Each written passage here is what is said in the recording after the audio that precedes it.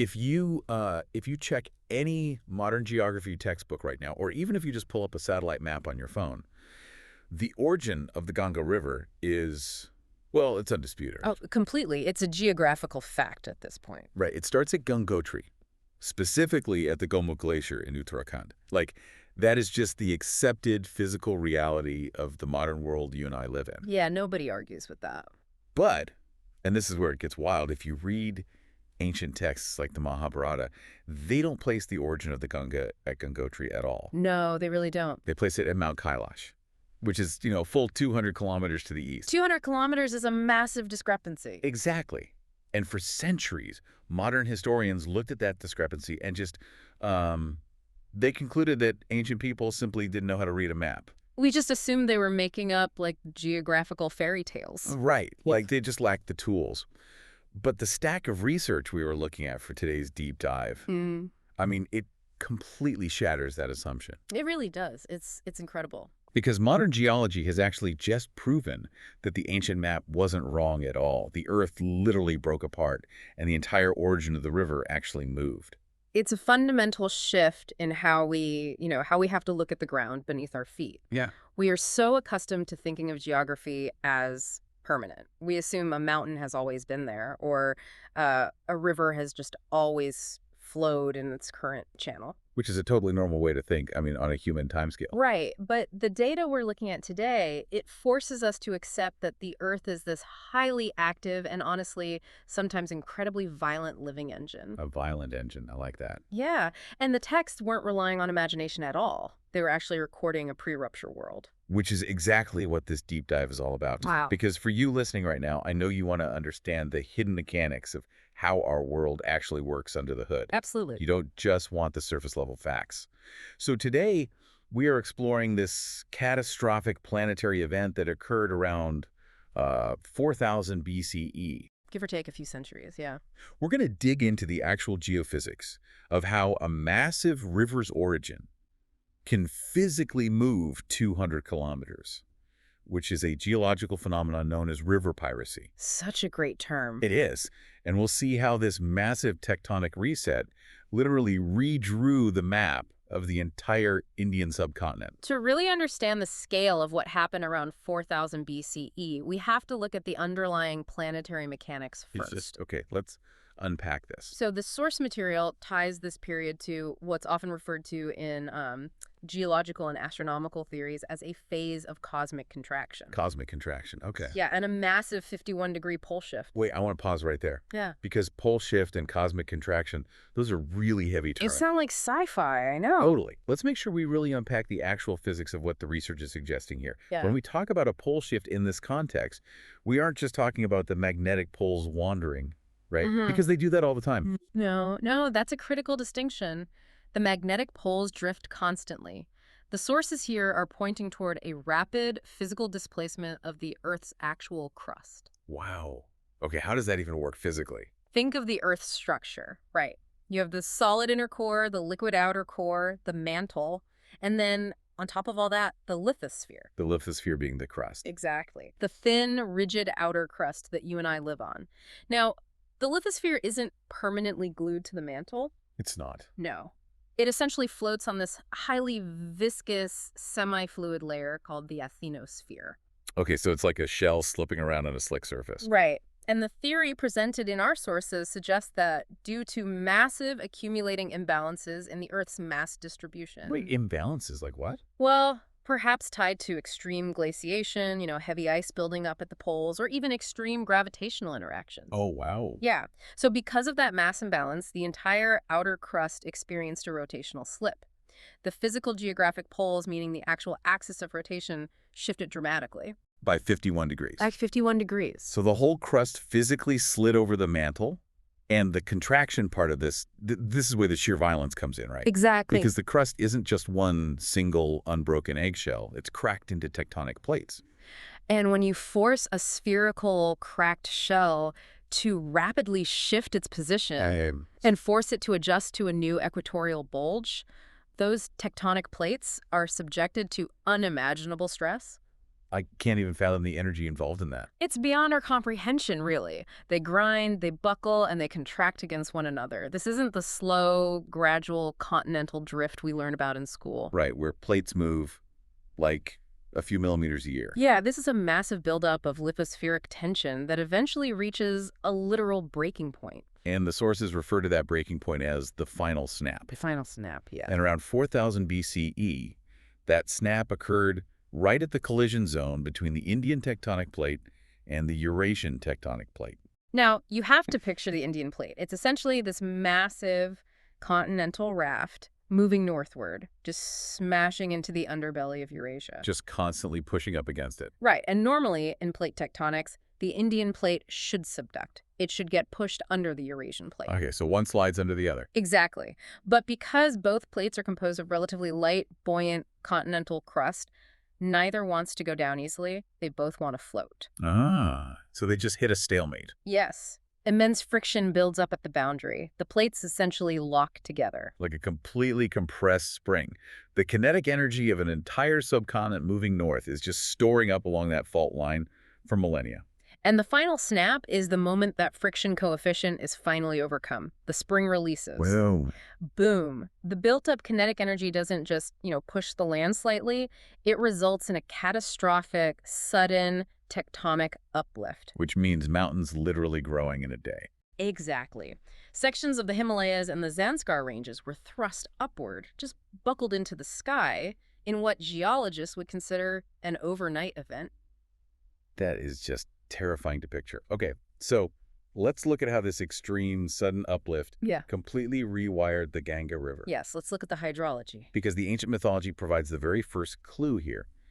In the Puranas, the Ganga doesn't just start on a mountain, right? No, the imagery is very different. She is described as flowing directly from the heavens, landing in Lord Shiva's matted locks of hair, and then winding her way down to the earth. Right. And if you look at that purely as a mythological story, it's a beautiful metaphor. It's incredible poetry. But if you apply the principles of paleohydrology and geomorphology to it, Shiva's locks becomes a highly specific, totally accurate geological description. Wait, really? Yes. The sources identify this imagery as the Kailash megaglacier. I was actually looking at the topographical reconstructions of what the Kailash region looked like prior to 4000 BCE. Oh, it's wild, right? It is. Because a megaglacier isn't just one solid, smooth block of ice. It's a sprawling, highly complex network of ice streams, deep crevasses, and these long glacial tongues winding and twisting down the slopes of the mountain. Right. And from a distance, or if you were encoding it into an oral tradition? A sprawling network of white glacial streams running down a peak looks exactly like a tangled, matted mane of hair. It's a one-to-one visual correlation. And crucially, prior to this tectonic snap we're talking about, the topography allowed the meltwater from that entire megaglacier to flow directly westward. Straight into the plains of the Indian subcontinent. Yes. There was a continuous, unbroken hydrological path from Mount Kailash directly into India. That was the original true source of the Ganga. But then the compressed spring releases. The final snap. Right. The Indian and Eurasian plates experienced that catastrophic slip. And the stretch of land lying directly between Mount Kailash and modern-day Gangotri, which is a massive 200-kilometer stretch of terrain, by the way. It's huge. It's subjected to extreme lithospheric buckling. It violently thrusts upward. The ground undergoes what we call tectonic tilt. Tectonic tilt. Yeah. It doesn't rise as a flat plateau. The crust warps, angling upward to create a brand new, insurmountable physical barrier right across the river's historical path. Okay, to visualize the mechanics of this for you listening, imagine a house with a concrete foundation that starts to settle unevenly, right? Okay, I can picture that. Let's say you have a drainage pipe running perfectly straight under the floorboards, carrying water from the back of the house to the front. Sure. The water flows easily because the pipe is angled slightly downward. Ah. But then an earthquake hits, and the middle of the house's foundation violently heaves upward by, let's say, 3 feet. Right, so the pipe is instantly severed and angled backward. Exactly. The water coming from the back of the house hits that new upward slope and is completely blocked. It pools up. Maybe it eventually finds a new way to drain out the side of the yard, but it absolutely cannot cross that new peak in the middle of the house. It's impossible. Gravity won't allow it. Right. The only water that can now flow to the front of the house is whatever rainwater happens to fall on the near side of that new heave. What's fascinating here is that is the exact mechanism of river piracy. River piracy. Yeah, it's a dramatic term for a very physical process. The newly risen mountain wall that heaved foundation in your analogy, it essentially amputated the river. Just cut it clean off. The tectonic shift severed the continuous westward flow from the Kailash megaglacier.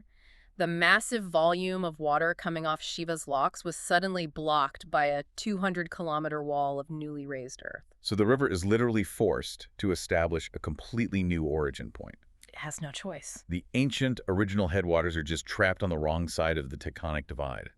The new water source becomes whatever glaciers and runoff exist on the near side of the new mountain wall. And that near side, the new starting point by default, is Gangotri.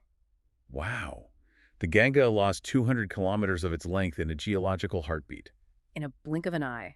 It didn't meander away over thousands of years. The earth rose up and decapitated it. That is just mind-blowing. The ancient texts claiming the river started at Kailash were entirely accurate. Perfectly accurate. They were written by or passed down from people who physically witnessed a pre-uplift geography. The implication of that is just staggering. I mean, it means these epics are carrying forward literal geographic data from over 6,000 years ago. Data wrapped in myth. Exactly. Yeah. But as dramatic as the Ganga losing its headwaters is, our sources point out that this 4000 BCE final snap caused an even greater trauma to the west. Yes.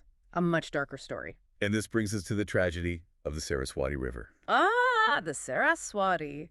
It occupies a very, very unique space in historical discourse. Because it's so prominent in the text. Unbelievably prominent. In the Rig Veda and the Mahabharata, it is described with more reverence and awe than even the Ganga or the Indus. Wow. Yet for over a century, modern academia completely dismissed it as a myth.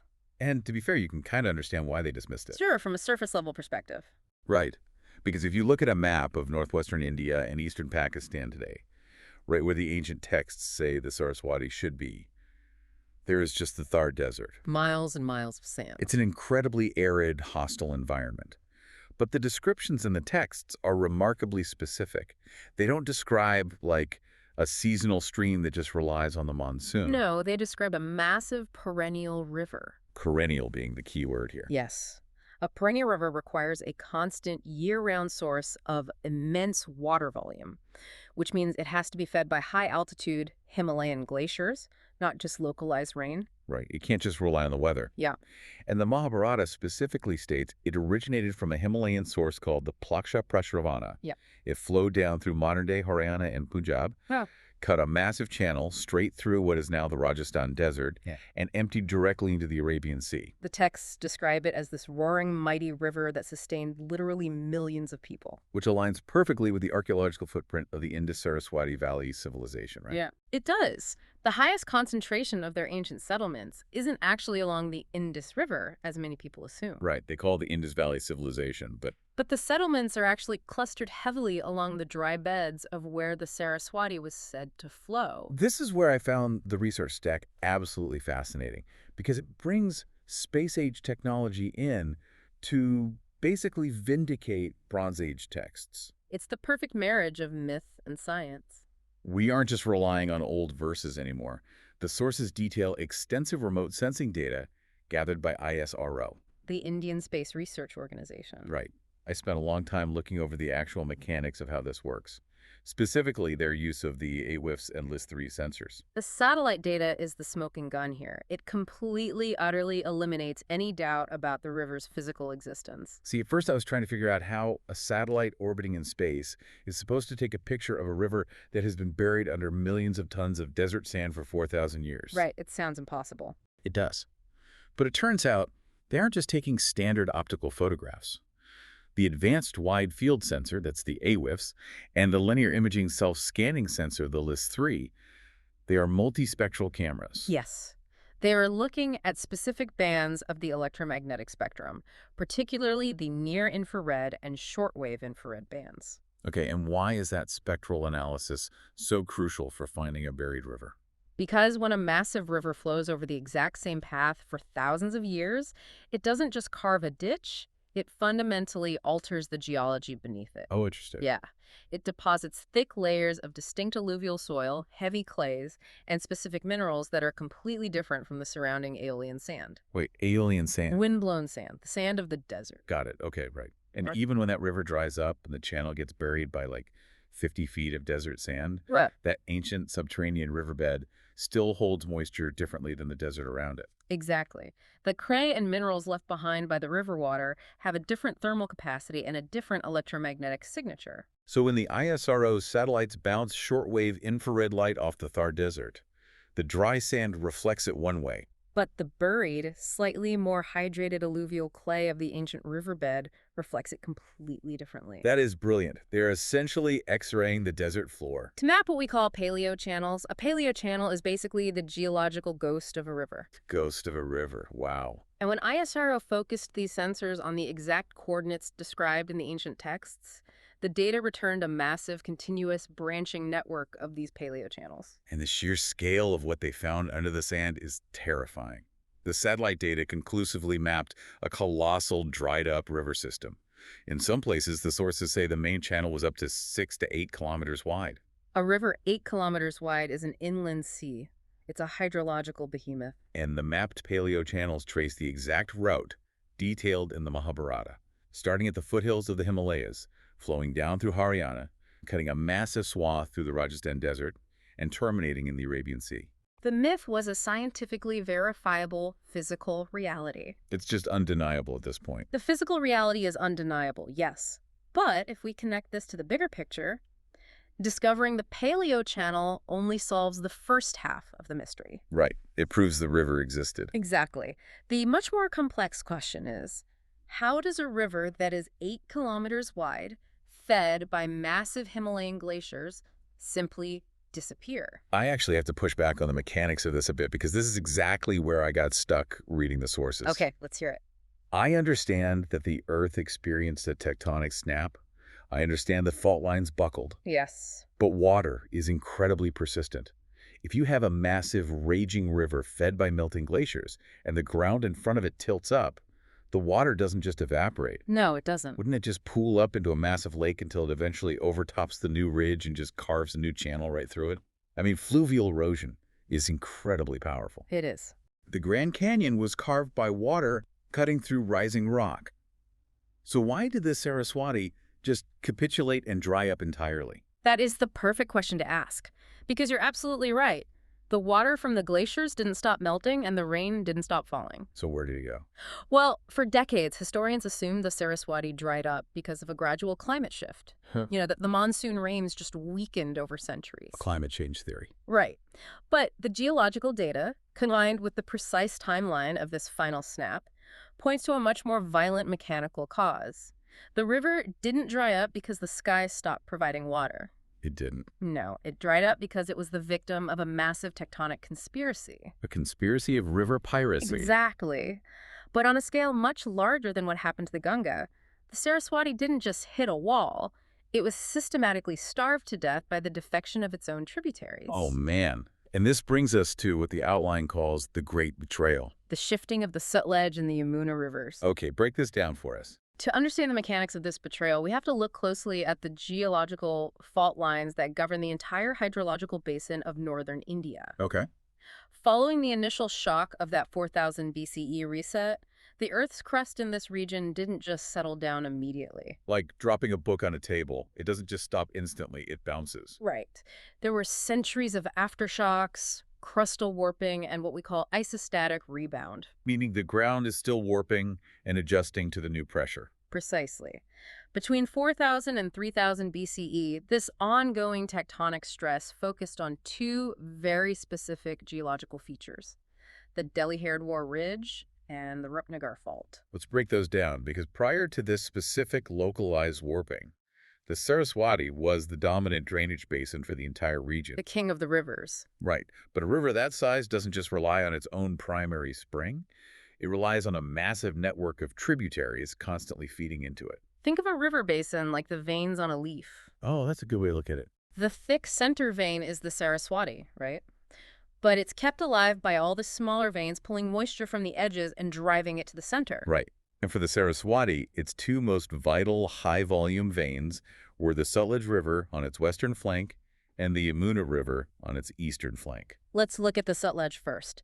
It's identified in ancient texts as the Shatadru, and it was a massive glacial river in its own right. Not a small stream. No, it gathered immense meltwater from the western Himalayas and flowed south, pouring all of that incredible volume directly into the Saraswati. The etymology of that ancient name, Shatadru, is totally fascinating. It translates roughly to flowing in 100 channels. Right. And when you read the geomorphology reports in the sources, that name perfectly describes the behavior of a massive braided river, one carrying a heavy sediment load, constantly shifting and migrating across its floodplain. Exactly. It wasn't just a single neat stream. It was a sprawling, chaotic force of water pouring straight into the Saraswati. And then on the other side, you had the Yamuna. Right. Originating from the Yamuna Glacier, it originally flowed in a westward trajectory. It served as the primary eastern tributaries, constantly feeding the Saraswati basin from the other side. So the Saraswati is this unstoppable juggernaut because it has the Sutlej pumping water in from the west and the Yamuna pumping water in from the It's east. being supercharged. But then the Rupnagar fault starts to buckle. Yes. The Rupnagar Fault lies directly beneath the historical path of the Sutlej. Okay. As the tectonic stress from the Eurasian plate collision propagated southward, the crust along the Rupnagar Fault experienced a localized severe uplift. The ground literally bulges upward. Yes, and it alters the fundamental topography of the drainage basin. Now, to go back to your earlier point about why the water didn't just cut through the new ridge, Or why didn't it carve a canyon? we have to factor in the speed of the uplift versus the gradient of the land. If the land is relatively flat to begin with, even a subtle tectonic tilt of a few degrees over a vast area. Which doesn't sound like much. It doesn't, but it is enough to completely reverse the direction of gravitational flow. The water doesn't have the kinetic energy to cut through the rising rock because the ground beneath it is suddenly tipping backward. Ah, it's like tipping a massive baking sheet full of water. You only have to lift one edge, like an inch, and all the water instantly rushes to the opposite side. That is a perfect analogy for what happened to the Sutlej. The uplift along the Rupnagar Fault tilted the baking sheet. Wow. The original southward-downward slope, the one that allowed the Sutlej to reach the Saraswati, was replaced by an upward incline. So it's flowing uphill, which it can't do. Right. Forced by gravity and this new topography, the massive braided channels of the Shatadru had absolutely no choice but to seek the new path of least resistance. Which meant executing a massive, unnatural U-turn. It completely abandoned the Saraswati basin. The Sutlej was forced to turn sharply westward, finding a new downward gradient that ultimately led it to merge with the Indus River system instead. Just like that, the Saraswati loses half of its primary water supply. The Sutlej takes all of that Himalayan glacial meltwater and just hands it over to the Indus. It's a catastrophic hydrological loss. But the tectonic warping wasn't finished. Not at all. Around the exact same period, the geological stress caused an uplift along the Delhi-Haridwar Ridge. Which sits right beneath the original path of the Yamuna. Exactly. The Delhi-Haridwar Ridge acts as this subterranean spine. As it bulged upward, it didn't just block the Yamuna, it created a massive continental divide. Oh, man. The ground on the eastern side of the ridge tilted eastward. The baking sheet gets tipped in the other direction now. Yes. The Yamuna, which had happily flowed west to join the Saraswati for millennia, was suddenly fighting an uphill battle against this rising ridge. And gravity eventually won. Gravity always wins. The river capitulated to the new eastward tilt of the crust. It changed its direction entirely, flowing east, carving a completely new channel, until it eventually merged with the Ganga at Prayagraj. The betrayal is complete. The Saraswati is stripped of its western engine and its eastern engine. It's left with nothing. And this perfectly explains why the river didn't just pool up and cut a new canyon. It wasn't just blocked at the front. Its water was being actively siphoned away from the back. It was starved. The sheer volume of water required to maintain an 8-kilometer-wide channel through an increasingly arid landscape simply vanished. But it wouldn't have vanished overnight, right? Yeah. The sources emphasize that this was an agonizingly slow ecological apocalypse. So it took centuries. As the tributaries defected and the tectonic ridges fully formed, the mighty Saraswati began a slow, terminal decline. Right.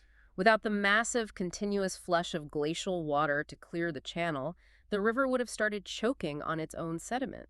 You can just imagine the human toll of this. Yeah. The Indus-Saraswati civilization built their greatest cities, their entire agricultural infrastructure on the banks of this river. They assumed the water would always be there. Why wouldn't they? Right.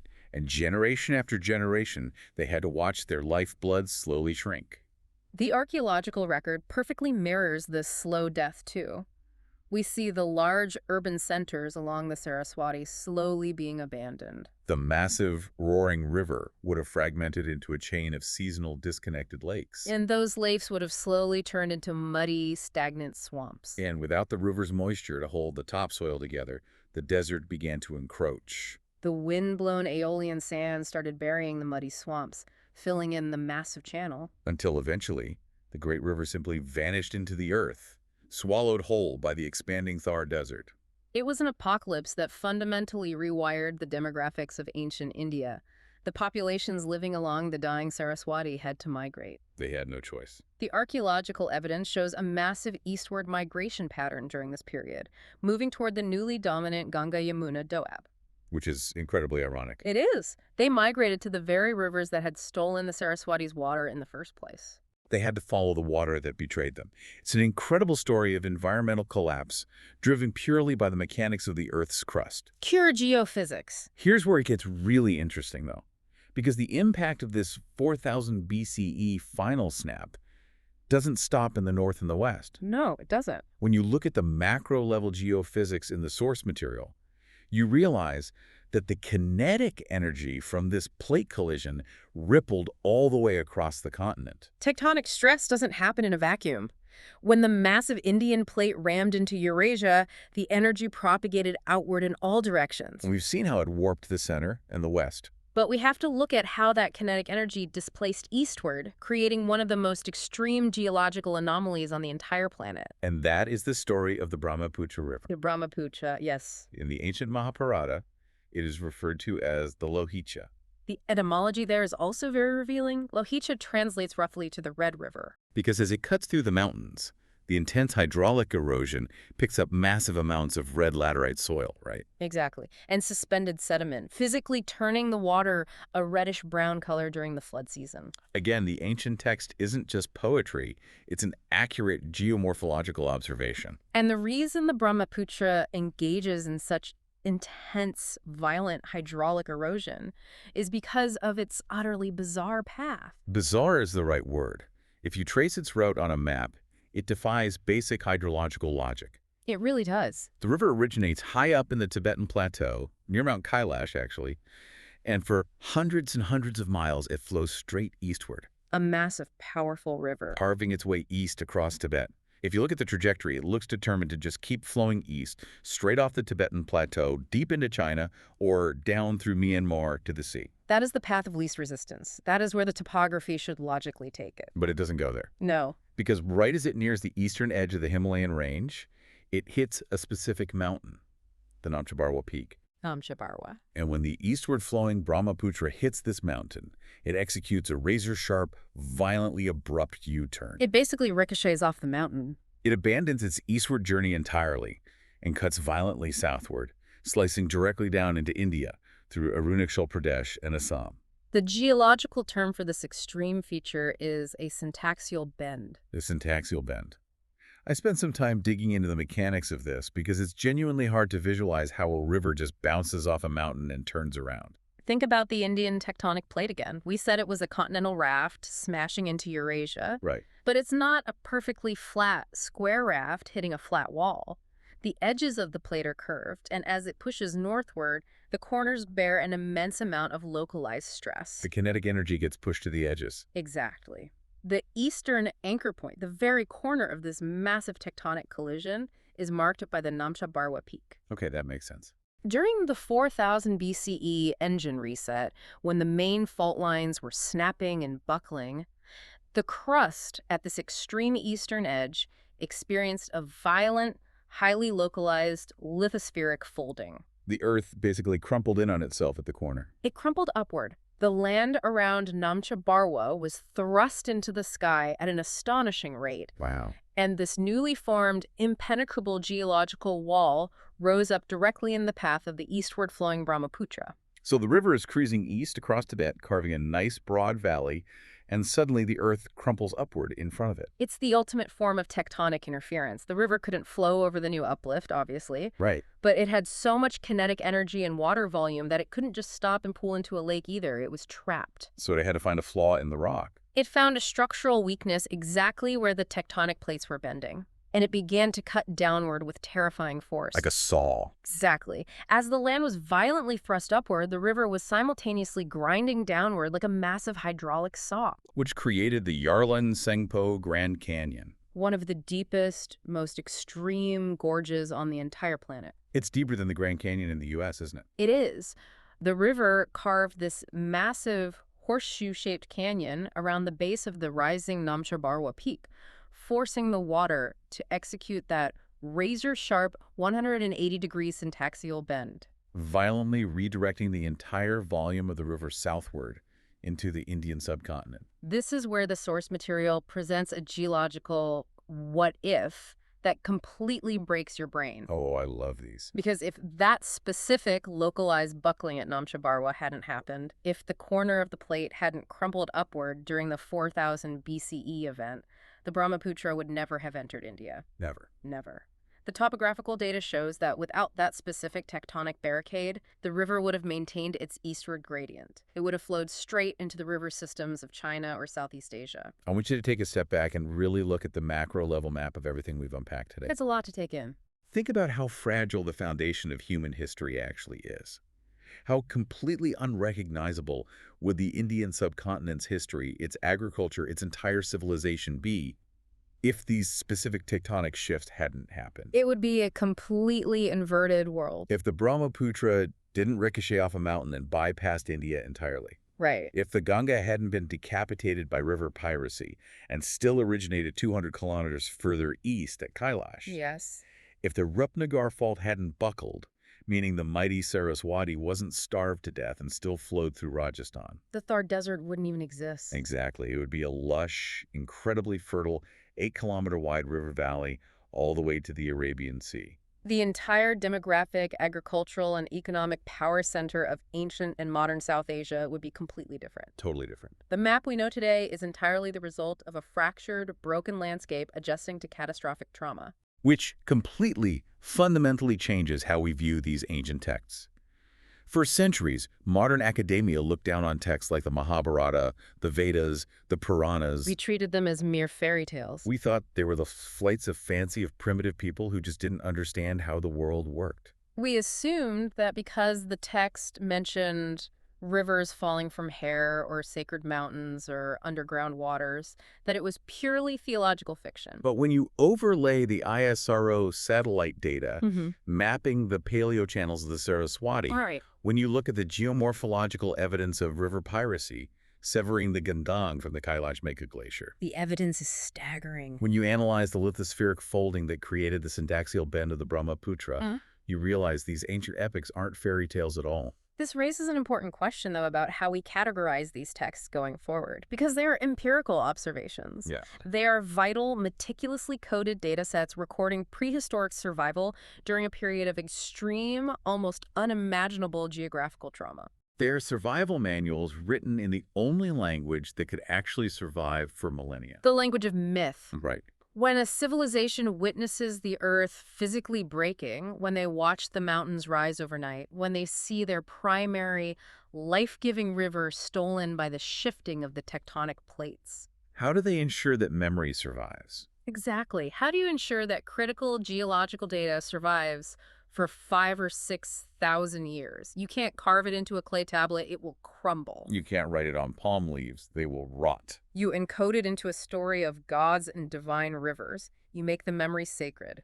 The mythology acts as a protective, indestructible shell for the hard geological truth. The mythology ensured the data outlived the civilization that recorded it. It's a testament to the absolute devastation and the complete rewiring of the North Indian river systems that these ancient people actually lived through. Just to summarize the sheer scale of the mechanics we've covered today, because it's a lot. It is a lot.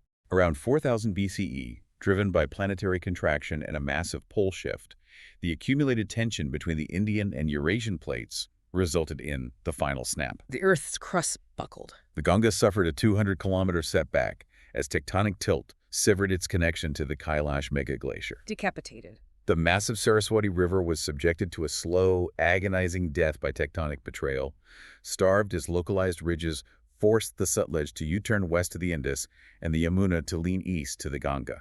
A tragedy, really. And thousands of miles to the east, the kinetic shockwave crumpled the crust at Namcha Barwa, violently ricocheting the Brahmaputra into India. The entire hydrological operating system of a subcontinent was erased and redrawn in a geological blink of an eye. So what does this all mean? It ties together the profound, humbling realization that these ancient epics were never just imagination. Never. They are living, breathing memories of extreme geological and astronomical history. Memories that have patiently waited thousands of years to be fully vindicated by space-age multispectral satellites and modern geophysics. We spent a century thinking we were outgrowing these myths with our advanced technology. But our technology just ended up proving the myths were scientifically accurate all along. We finally built the tools required to read the cracks in the map that the ancients had already documented. It's incredible. And it naturally leads to the next logical question, which the source material hints at, and which we are definitely going to have to tackle in a future deep dive. Oh, absolutely. If the planet underwent this violent of an engine reset, if the very geography that sustains life was completely overthrown, how did human civilization and even human biology adapt, degrade, or evolve in the direct aftermath of these cataclysms? When the world literally breaks beneath your feet, how do you rebuild humanity? That's the question. That is the ultimate story of human resilience, and it's heavily coded into the next layer of those same ancient texts. But as we wrap up today's deep dive, I want to leave you, the listener, with a final, lingering thought to mull over. Lay it on us. We've just spent an hour breaking down how ancient humans witnessed these massive, terrifying tectonic uplifts and how they successfully encoded that raw geological data into beautiful, enduring mythologies. Right. They used stories of gods, locks of hair, and divine rivers specifically to preserve the truth for millennia. They built a data storage system that could survive the end of the world. Exactly. So compare that to us. What massive foundational natural events happening in our world right now? Climate shifts, magnetic field anomalies, tectonic movements, are we currently recording merely on fragile hard drives? Oh, wow. We store our entire civilization's scientific understanding on silicon chips, on remote servers that require constant electricity, massive cooling systems, and physical maintenance. Yeah, they're incredibly delicate. If our current world experiences an engine reset, a sudden lithospheric shift, or a massive cosmic event, our servers won't survive 5 weeks, let alone 5,000 years. The cloud will instantly evaporate. It will be gone. So how will the people of the year 8000 interpret whatever tiny, corrupted fragments of our scientific data they managed to dig up out of the dirt? That is chilling. Will they look at a fragmented Wikipedia server farm detailing our atmospheric models or our satellite telemetry and simply view it as our version of primitive mythology? Will the humans of the future think we were just telling fairy tales about a digital world we didn't really understand? Wow. That completely flips the perspective. Yeah. We are so incredibly confident in our precision, in our digital perfection. But a map, no matter how high resolution it is only as permanent as the ground it's printed on. Exactly. When the Earth decides to release the spring and lift the tectonic plates, our jagged blue lines won't mean a thing. And all we will be left with are the stories of the water that used to be. Keep that in mind the next time you look out over a river. Thank you for taking this deep dive with us.